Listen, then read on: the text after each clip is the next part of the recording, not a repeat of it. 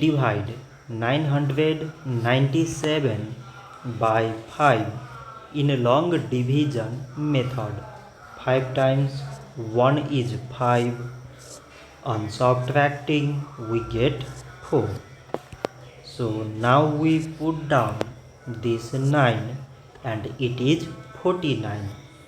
5 times 9 is 45. On subtracting we get 4.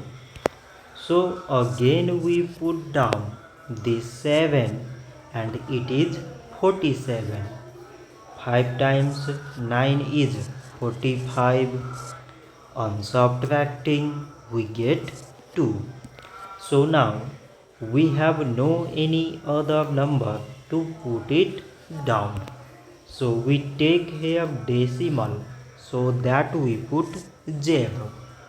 So it is 20 and 5 times 4 is 20.